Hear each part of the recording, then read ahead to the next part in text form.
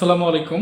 আজকের আলোচনার টপিকস হচ্ছে এয়ার কুল চিলার এবং কি ওয়াটার কুল চিলারের মধ্যে পার্থক্যটা কি, বা অনেকেই আমাকে বিভিন্ন সময় জিজ্ঞেস করে থাকে, বিশেষ করে যারা স্টুডেন্ট তারা আমাকে জিজ্ঞেস করে যে ভাই, এয়ার কুল চিলার এবং কি ওয়াটার কুল চিলার আমরা নাম শুনি, এর দুটার মধ্যে পার্থক্যটা কি আর কোনটা আমরা কোন জায়গায় ব্যবহার করি। তো বিষয়টা যারা জানেন তাদের কাছে খুবই সিম্পল, আর যারা জানেন না তাদের কাছে একটু কঠিন মনে হয়। তো কঠিন মনে হওয়াটাই স্বাভাবিক, যারা স্টুডেন্ট এখনও তাদের কাছে, যারা এখনো দেখেননি বিষয়গুলো, বিশেষ করে যারা চিলারই এখনো দেখেননি তাদের কাছে একটু জটিল মনে হতে পারে। তো আজকে আমি এই বিষয়টা নিয়ে ক্লিয়ার করবো আপনাদের এখানে। তো তার আগে যারা এখনো আমার চ্যানেলটা সাবস্ক্রাইব করেন নাই দ্রুত সাবস্ক্রাইব করে নিন, আর যারা করেছেন তাদেরকে অসংখ্য ধন্যবাদ। নাম্বার ওয়ান, একটা চিলার আমরা বিভিন্নভাবে ভাগ করে থাকি।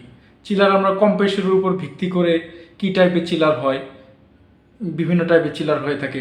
তারপরে আমাদের কুলিং সিস্টেমের যে পদ্ধতির উপর নির্ভর করেও আমাদের বিভিন্ন টাইপের চিলার হয়ে থাকে। যেমন আমরা শুরু থেকে আসি, যে যদি আমার কুলিং সিস্টেমটা ভেপার কম্প্রেসর সাইকেল দ্বারা হয়ে থাকে তাহলে আমরা ভেপার কম্প্রেসর চিলার বলে থাকি।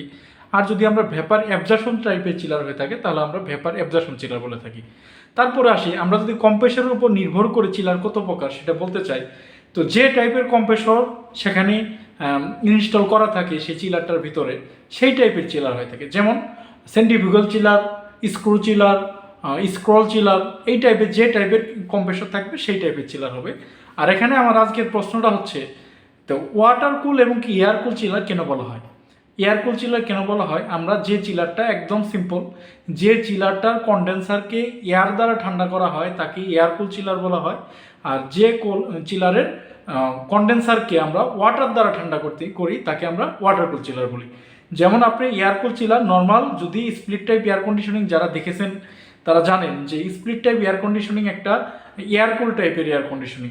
সেই কন্ডেন্সারকে আমরা দেখি যে যারা একটা আউটডোর ইউনিট বাইরে যে ইনস্টল করা থাকে সেখানে দেখতে পাই একটা ফ্যানের মাধ্যমে অনেক জোরে শব্দ হয়, বাতাস বের হয়। সেখানে হয় কি, একটা ফ্যান দিয়ে বাতাস দিয়ে সেখানে ঠান্ডা করা হয় কন্ডেন্সারটাকে। যদি এটাই বড় এয়ার কন্ডিশনিং যখন আমরা করি, সেন্ট্রাল এয়ার কন্ডিশন যেখানে আমরা করি, সেখানে হয় কি সেম জিনিসটা কি, ওই সেখানে তো ছোটো মেশিন থাকে না, অনেক বড় টাইপের ইউনিট থাকে। সেই বড় ইউনিটটাকে যদি আমরা এয়ার দ্বারা ঠান্ডা করি তাহলে আমরা এয়ার কুল টাইপের চিলার বলি। আর যদি আমরা সেই চিলারটাকে যদি আমরা ওয়াটার দ্বারা ঠান্ডা করি তাহলে আমরা ওয়াটার কুল চিলার বলে থাকি।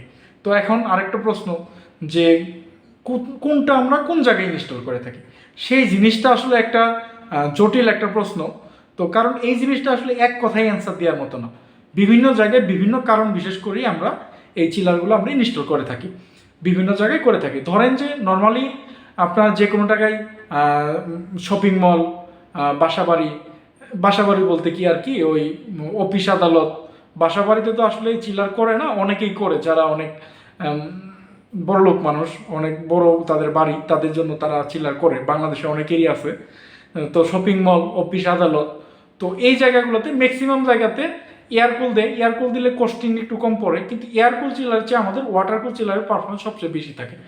তো দেখবেন যে ছাদে তারা দেখতে মনে চাচ্ছে যে তারা এয়ারকুল চিলার নিবে না, ছাদে এয়ারকুল চিলার দিলে অনেক শব্দ হয়, সেক্ষেত্রে তারা কুলিং টাওয়ার ইনস্টল করতে পারে। বা কুলিং টাওয়ার করলেই যে শব্দ হবে না তা না, আরও অনেক কারণ আছে, আসলে শর্টকাটে বোঝানো যাচ্ছে না।